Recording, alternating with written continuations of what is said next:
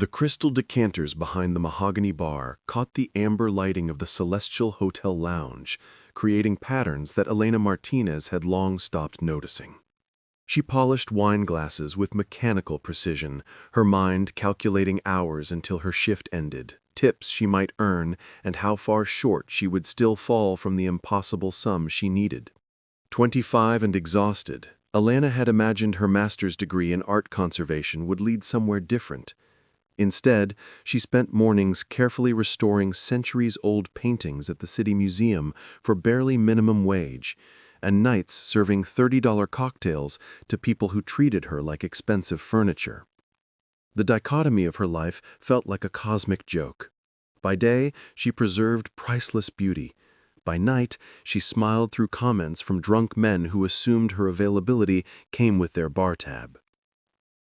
Elena delivered an old-fashioned to a regular customer who never remembered her name despite 3 months of Friday night service.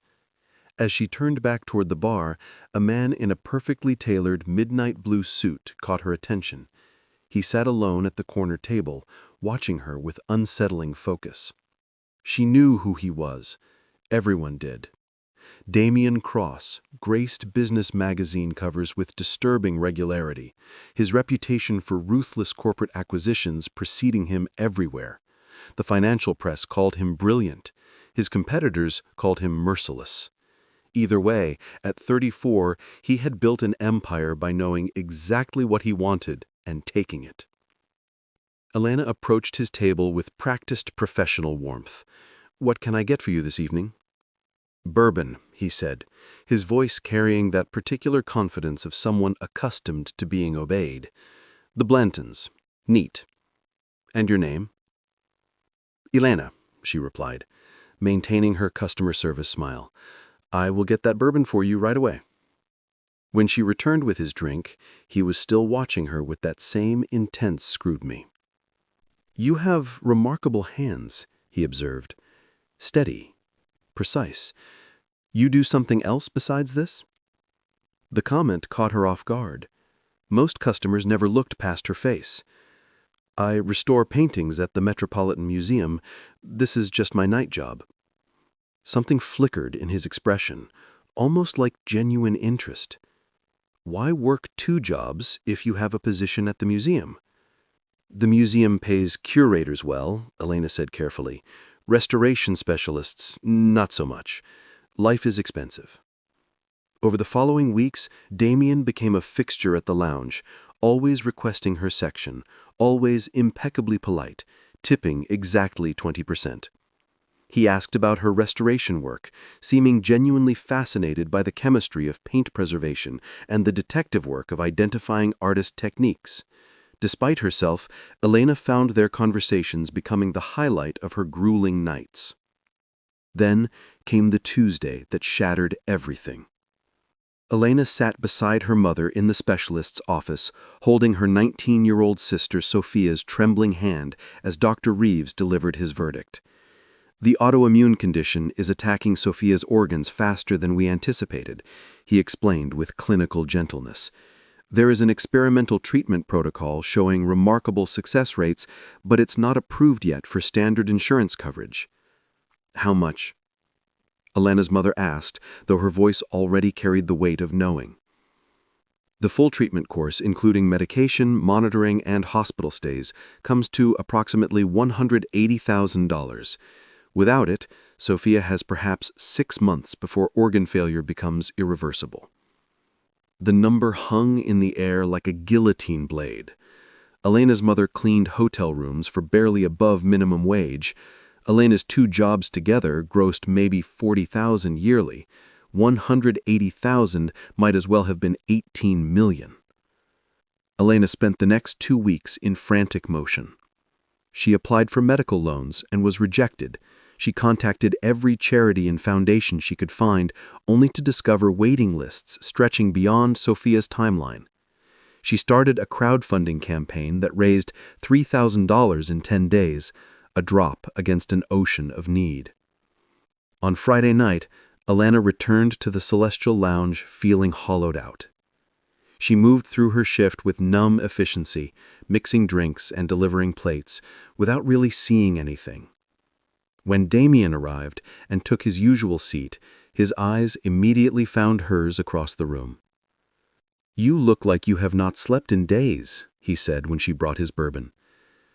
Elena meant to deflect with her professional facade, but something in his direct gaze broke through her defenses. "I have not," she admitted. "My sister is dying, and I cannot save her." The words opened a floodgate. She told him everything about Sophia's diagnosis, about the experimental treatment, about the impossible cost and the ticking clock stealing her sister's future. She had not meant to confide in anyone, especially not a customer, but the relief of speaking her terror aloud was overwhelming. Damien listened without interruption, his expression unreadable. When he finished, he sat in silence for a long moment. Then he spoke, his tone measured and deliberate. "I can help you, Elena. I can give you the full amount." Hope flared painfully in her chest before reality crushed it. "I cannot accept charity, Mr. Cross. That is not why I told you." "I am not offering charity," Damien said, something shifting in his eyes. "I am offering a business arrangement. One night with you, and I will transfer $180,000 to the hospital tomorrow morning." The world seemed to tilt sideways.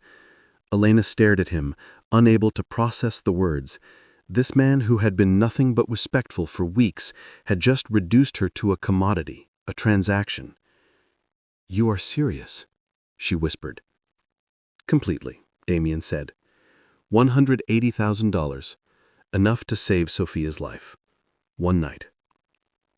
Elena should have thrown his drink in his face, should have walked away with her dignity intact, but all she could see was Sophia, her brilliant baby sister who wanted to study marine biology, who still watched animated movies and made terrible puns, lying in a hospital bed with death approaching.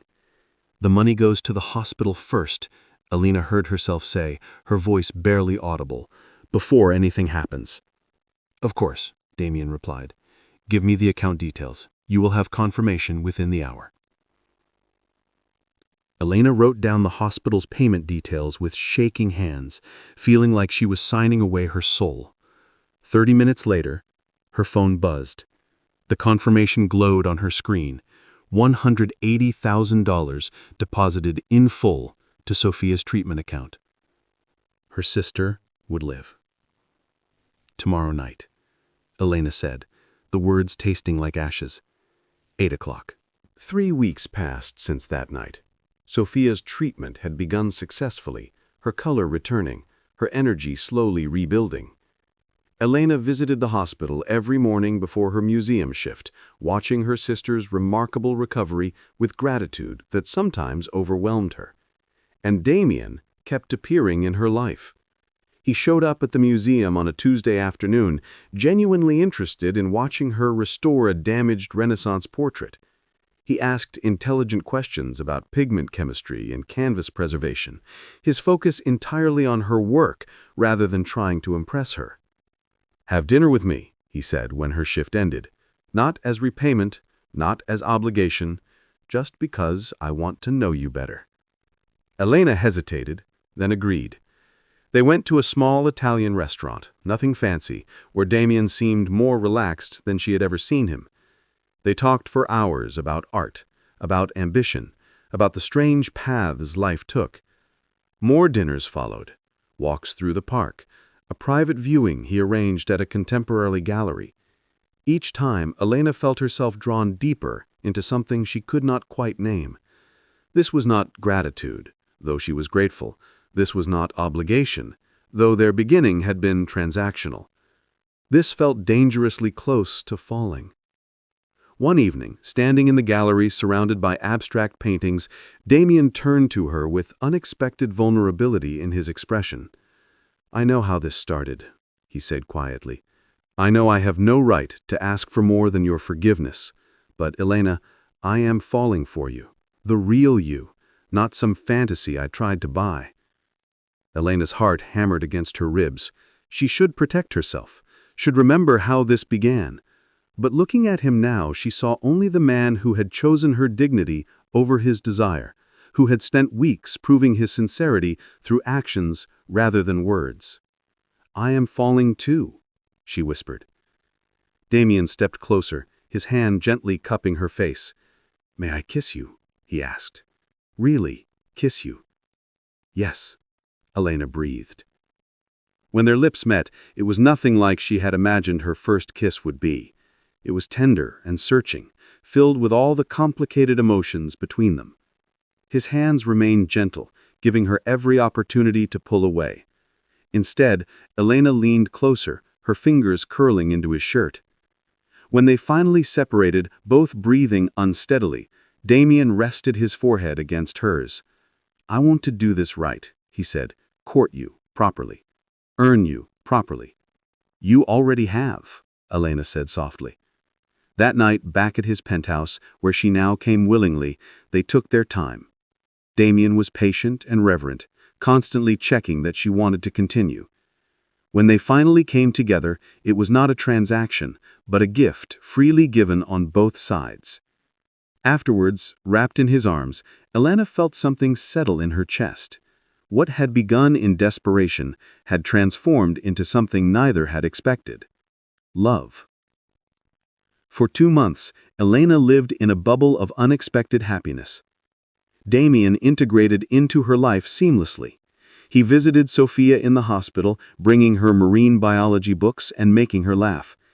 He met Elena's mother, who was initially suspicious, but gradually warmed to his obvious devotion to her daughter. He helped Elena develop a proposal for a youth art restoration program, using his business expertise to make her dream viable. They talked about the future in careful, hopeful terms. Then, the bubble shattered. Elena was at the museum when her phone exploded with notifications. Text messages, calls, emails, all from people she barely knew. Confused, she opened a link someone sent.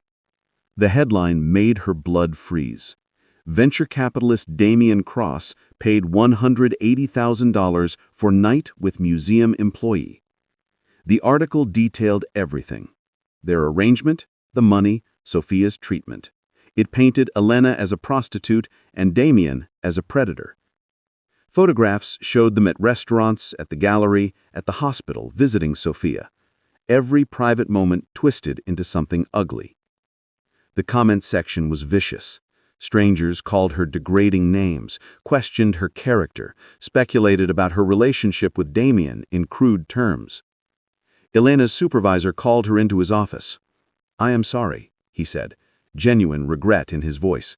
"But the museum's board met in emergency session. They cannot have this kind of publicity associated with the institution. Your employment is terminated, effective immediately." Elena walked out in a daze, her phone still buzzing incessantly. She took a cab to Damien's office building, needing to see him, needing to understand how this had happened. His assistant tried to stop her, but Damien emerged from his office, his face a storm of anger and anguish. "I know," he said.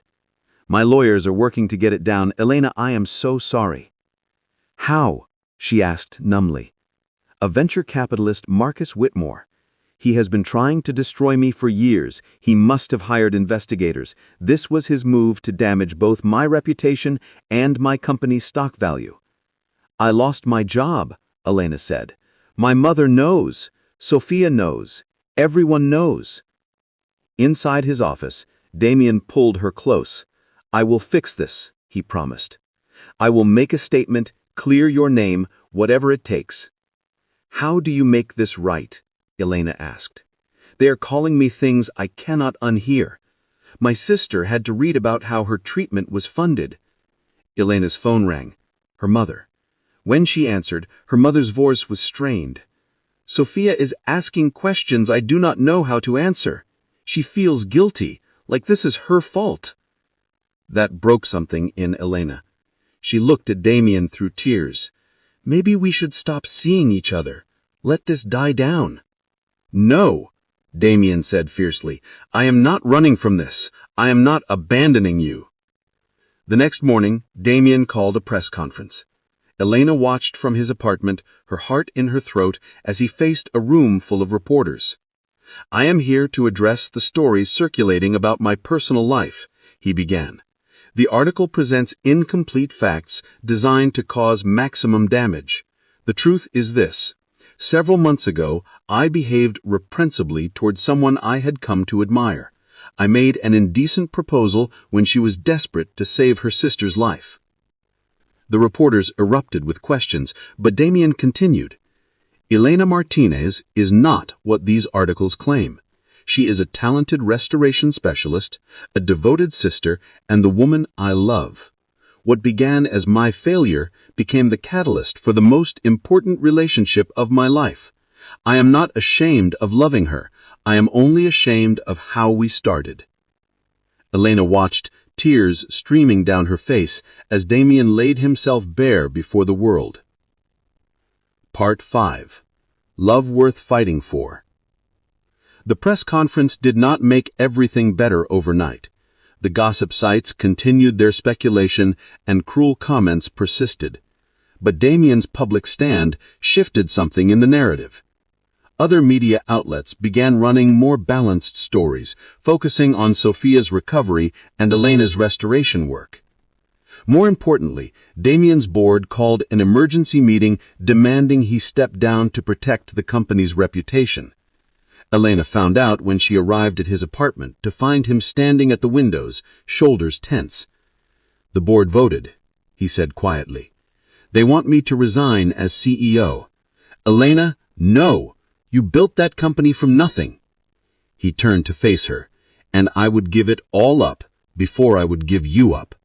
I already told them I will step down voluntarily. The company will be fine. We will be fine."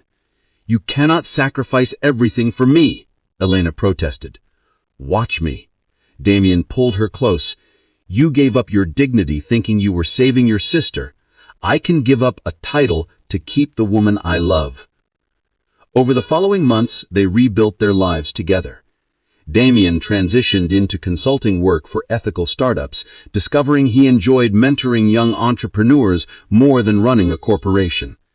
Elena found a position at a smaller museum that valued her skills over tabloid gossip. Together they launched the youth art restoration program Elena had dreamed of, funded by Damien's personal wealth. Youth teenagers learned to preserve and restore artwork while discovering their own creative potential. Sophia, now healthy and vibrant, started college as a marine biology major. She had forgiven Elena completely, understanding the impossible choice her sister had faced. 6 months after the scandal, on a quiet Sunday morning, Damien proposed to Elena in the museum gallery where they had first kissed. The ring was simple and perfect, and her answer was immediate. Their wedding was small, just family and close friends. Sophia served as maid of honor, beaming with health and happiness. Elena's mother, who had eventually forgiven Damien after seeing his devotion to her daughter, cried through the entire ceremony. As Elena and Damien exchanged vows, she thought about that desperate night that had brought them together. Neither would choose to start that way again, but both recognized that even the darkest beginnings could lead to light. "I love you," Damien said, as they were pronounced married. "Not despite how we started, but because every moment since has shown me who you really are." "I love you too,"